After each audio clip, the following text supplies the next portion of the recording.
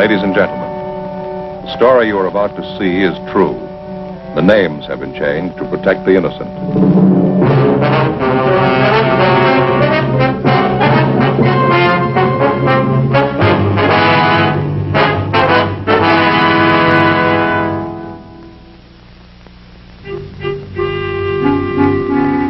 This is the city.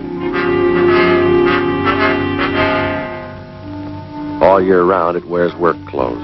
On holidays, it dresses up. To most people, Christmas brings happiness and prayer. To some, it brings heartbreak. Then my job gets tougher. I'm a cop. It was Thursday, December 22nd. We were working the night watch out of Homicide Division. My partner's Frank Smith. The boss is Captain Lorman. My name's Friday. We'd gotten a call that a 9-year-old boy was missing from his home. The evidence pointed to foul play. We had to check it out.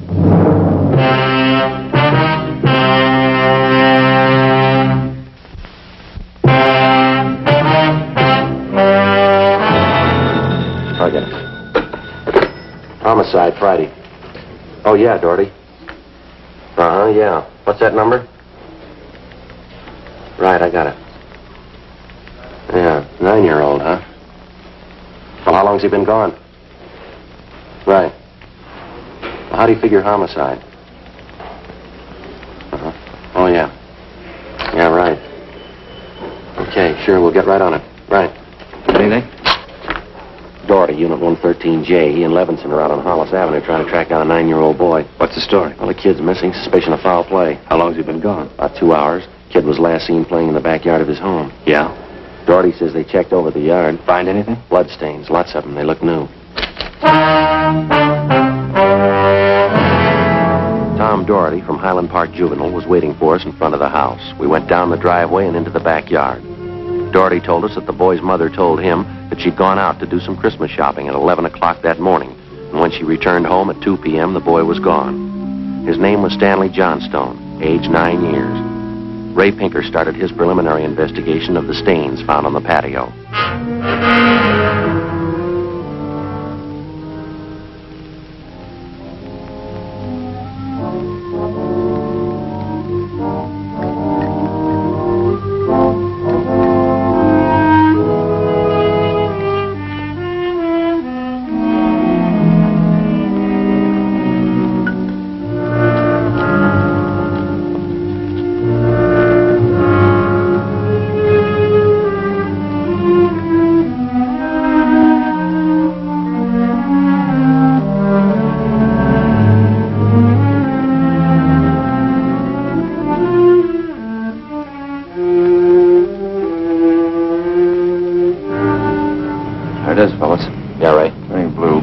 All right. I don't know whether it's human or animal. You have to go back to the lab to run it through? Yeah, biological precipitin test. How soon can you type the blood for us, Ray? Precipitin test won't run more than 20 minutes. It'll take 3 or 4 hours to run a blood grouping, though. Anything else you want to check? Now, let me borrow a scribe and an envelope, will you, Ray? Sure.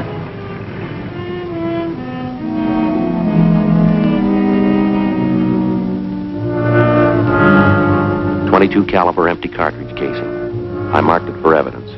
Doherty went on to tell us that he and his partner Levinson had talked with the neighbors. They could tell them nothing. He said they put out a missing broadcast on the boy and that the mother was at a loss to explain the boy's whereabouts. Blood stains, empty cartridge.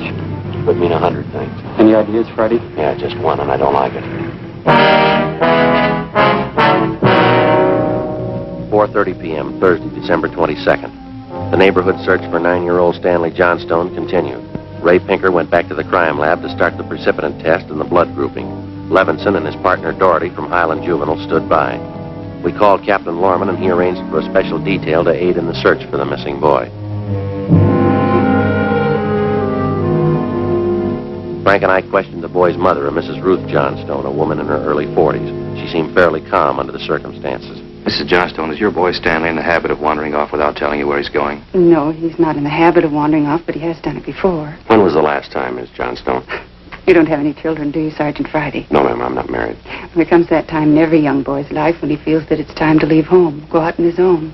Usually happens somewhere around 8 to 10. Yes, I think I know what you mean. I have a boy of my own. You know how it is. My husband and I scolded Stanley one afternoon after school, and he was quite put out about it. Thought George and I were unfair. packed a few of his things and left. How long was he gone? No time at all, about 2 hours. I was worried about him, but my husband said to leave him alone, said every boy had to go through that stage. Well, and you think he's run away from home again this time, do you? Yes, I think so. He's been gone about 4 hours now. I have a funny feeling about it. Well, did you and his father have some misunderstanding with the boy recently? That's just it. We haven't. I don't mind telling you, now that we're talking about it. I'm getting worried. Any place around that he might like to visit, a hobby shop or a playground where he might be? Well, yes, there's Jensen's model shop, little Heidi Robinson, but I've already called all his friends, and they have no idea where he is either. I see. We'd like a list of all of his friends and the places that he was known to frequent. Yes, all right, I'll give them to you. Where do you suppose he is? Where's your husband now, Mrs. Johnstone? At work. George works for the city. He's a fireman. Where's he stationed? Engine Company 12. He's working the A platoon. He'll be home tomorrow morning. I haven't told him Stanley's gone. Was there any chance that the boy might be down at the firehouse with his father? No, he seldom goes down there anymore. No, I don't think he's there. I'm awfully worried. May I call my husband? Oh, sure. Right ahead. I know George will be worried.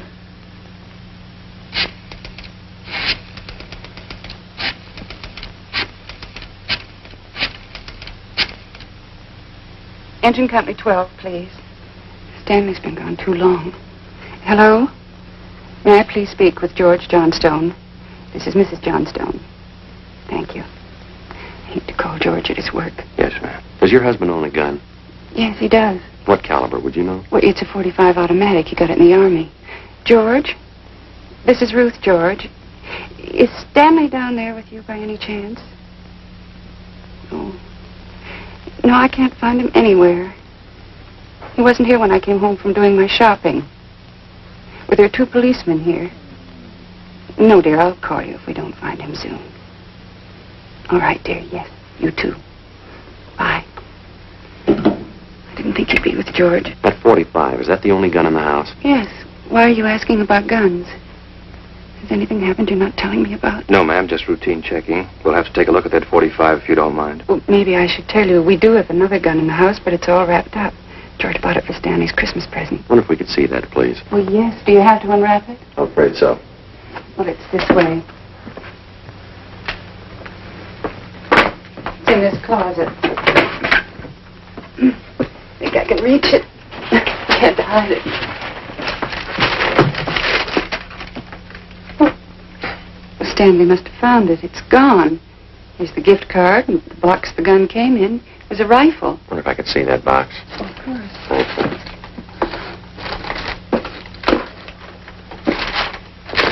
How about it, Joe?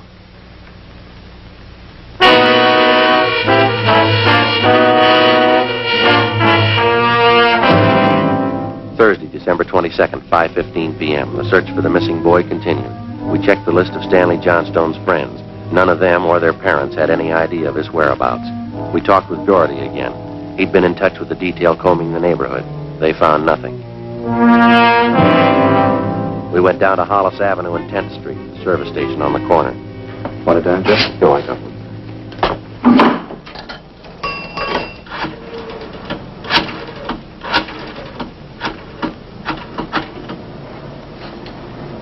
$2667, please.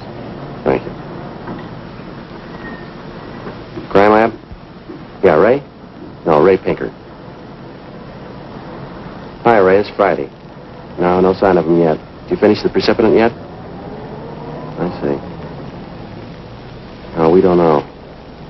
Oh, we didn't want to upset his mother any more than we had to. What? Oh, yeah. Yeah, we can do it that way. What? What? Oh. Yeah, well, transfer me over, will you, Ray? Yeah, thank you. Right, check you later, Ray. Well, hi, Captain. It's Friday. Yeah, well, we just left Doherty. Yep. Right? We'll stay on it. What'd Pinker have? It's human blood. He's working on the grouping now. He wanted to know the Johnstone boy's blood type. Something else. Yeah? There's another one missing. An 8-year-old boy.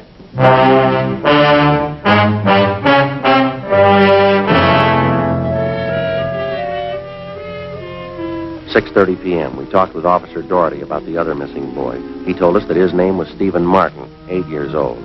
His family had just moved into the neighborhood. It seemed that no one besides the Martin family knew that the boys played together. We got a description of the Martin boy and put out a missing broadcast. We called the Johnstone's family doctor.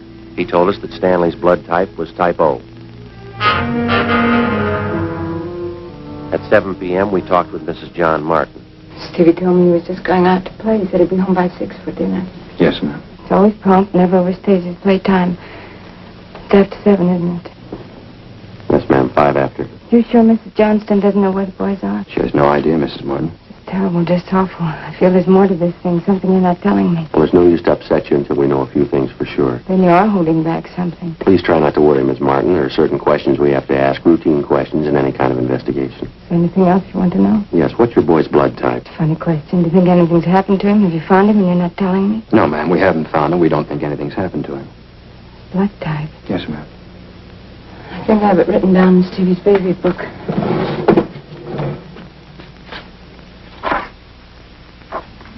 Yes, here it is. It's type O.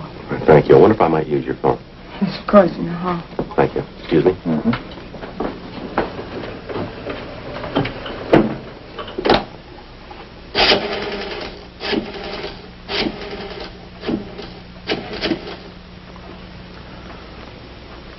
2667, please. Right. Hello, Ray. This is Friday. Just checking back. I got the blood type of the 2 missing boys for you. Yeah, type O. No, both boys, type O. Yeah. Right. Frank, see you a minute. Right, Joe. Excuse me, Miss Martin. Tinker just finished the blood grouping. Bad? The stains, both type O.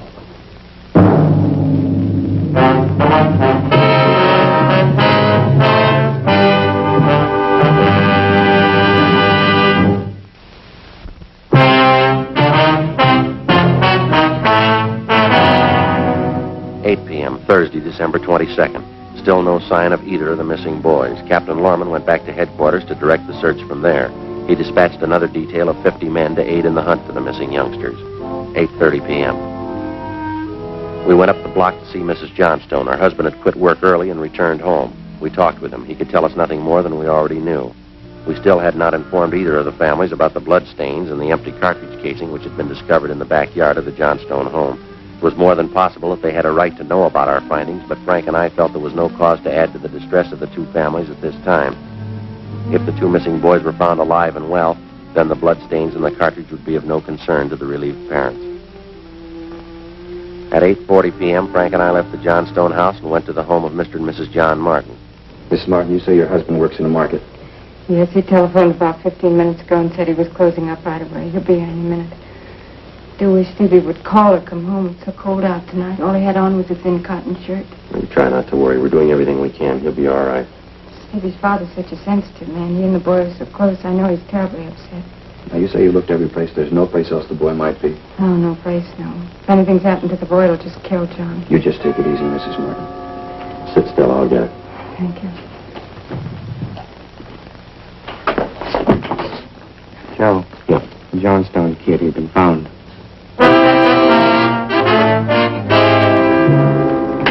He's home, Sergeant. He's come home. Thank God he's all right. Well, where's he been? Did he tell you? No, he didn't. He's acting so strange. I've never seen him like this. How do you mean, Mrs. Johnstone? Well, he just came in the front door, said hello, Mom, sat down in a chair and stared at the floor. Won't talk to his father or me. Mind if we talk to him? Well, no, go ahead. I asked him about the little Martin boy, but he wouldn't tell me a thing. Where's he now? In the dining room.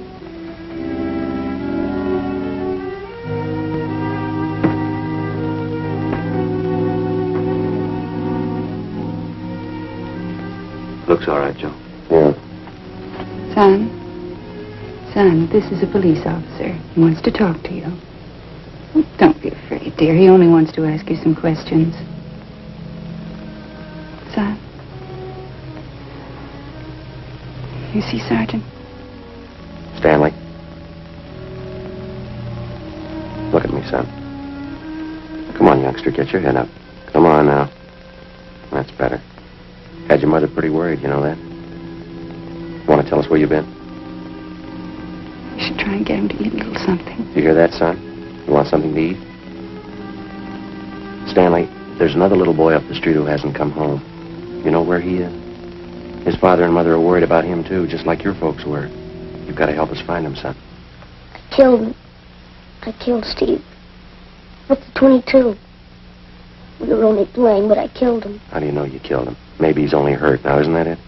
No, he's dead. I know he's dead. The gun went off. We forgot we put bullets in there. Where is he, Stanley? I hit him. I was scared. I didn't want anybody to find him. I don't want to go to jail. Where'd you hide him, son? Out in back under some leaves. I didn't mean it.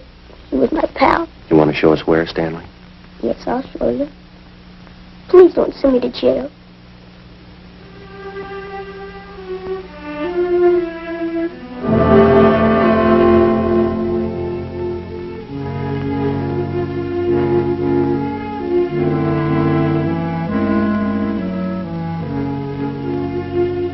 (9:15 p.m., Thursday, December 22nd. 9-year-old Stanley Johnstone led the way out beyond the backyard of his home. He showed us the wagon he moved the body in.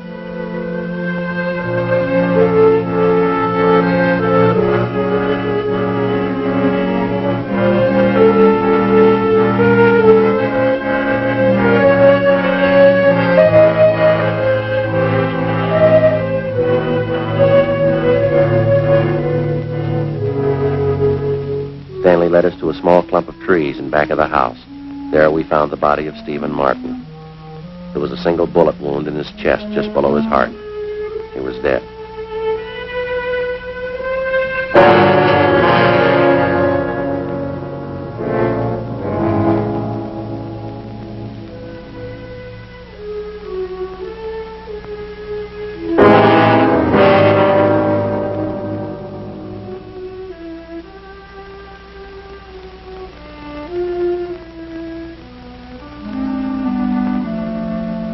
I knew my folks were going to give me the gun for Christmas. I knew where it was, and I got it. There was a box of bullets with it. Were you pointing the gun at Stephen? No, sir. No, sir, I wasn't. It was Steve's turn to play with it. I was chasing him, and he tripped over that stump there, and the gun hit him in the stomach and went off. Why do you think you killed him if you're telling us the truth? I'm telling the truth. Honest, that's the truth. All right, I believe you, son, but why do you think you killed him? It's my gun. Steve'd still be alive if I didn't go get it. Should have waited till Christmas. It's all my fault. Where have you been all this time? Right here. With Steve. What were you doing, son? I was praying. I was praying for God to make you alive again.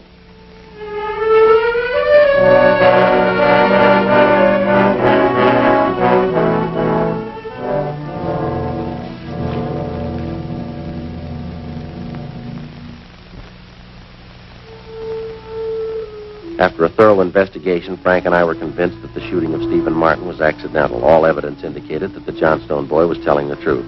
We put in a call to the coroner's office and acquainted him with the facts. He designated a local mortuary to handle the body pending autopsy and granted us permission to remove the body to the Martin home. Mrs. Martin collapsed. The family doctor was called. Frank and I sat in the living room to wait for John Martin, the dead boy's father.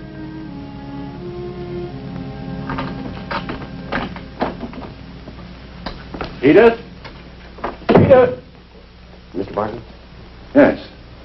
You the police? Yes, sir. Where's Edith? Where's my wife? Well, has my boy come home yet? Well, have you found him? Yes, sir. Well, where is he? Stevie? Stevie? Where's Steve? He's hurt, isn't he? Yes, sir. Well, where is he? I want to see him. He's hurt pretty bad, Mr. Martin. Well, where is he? I want to see him.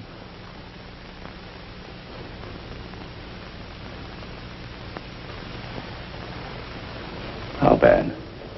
Pretty bad.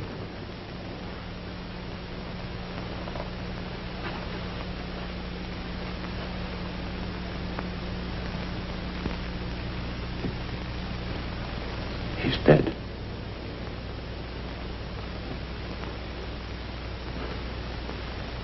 All right, if I go in? Yes, sir. Will you go with me? Yes, sir, sure. Don't make it any harder on yourself, Mr. Martin. I see my boy. Stevie.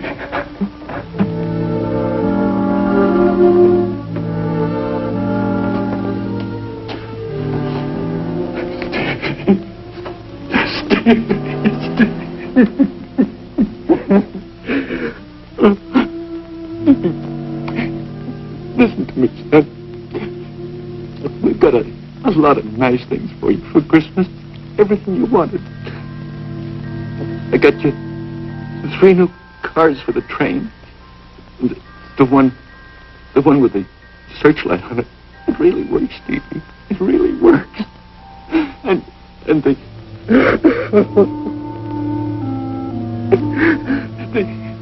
the new switch you wanted, and a lot more track.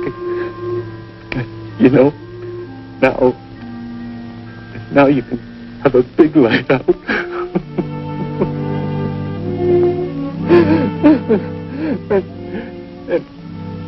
and you know that catcher's mitt you wanted?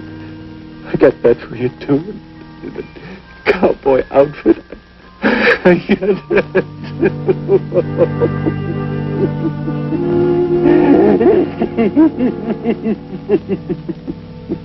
Mr. Martin.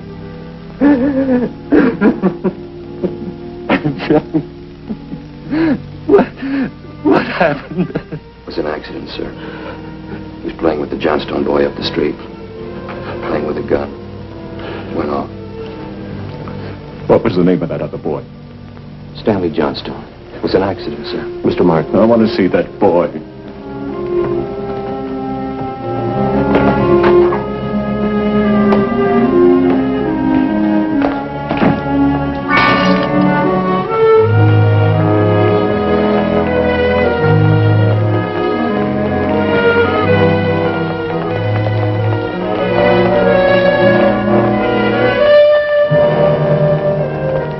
No idea what the dead boy's father had in mind. We didn't feel that we should try to restrain him. We went along with him up the street to the Johnstone home. I'm Stevie's father. Where's your boy? Oh, I'm sorry. We bought the gun and we were going to tell him not to use it unless his father was with him until he learned how to treat firearms. Where's your boy? He's right here. Won't you come in? It's all right, Miss Johnstone.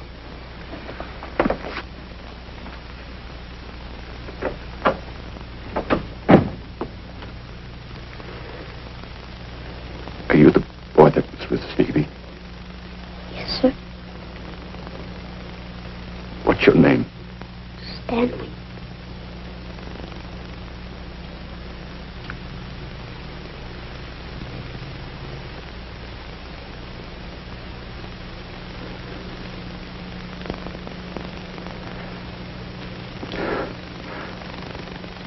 I know it wasn't your fault, Stanley.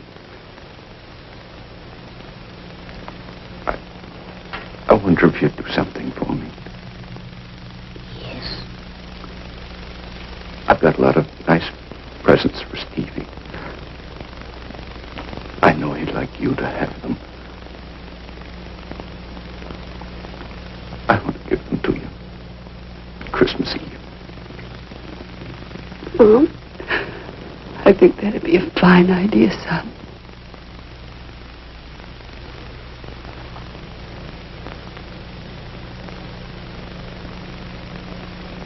Come on, Frank.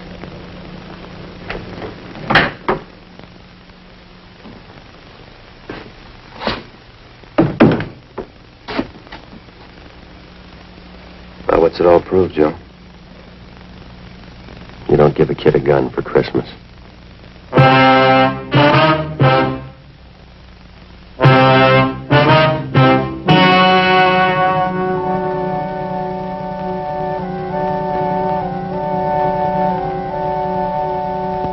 On December 24th, the coroner's inquest was held at the County Morgue, Hall of Justice, City and County of Los Angeles, State of California. In a moment, the results of that inquest.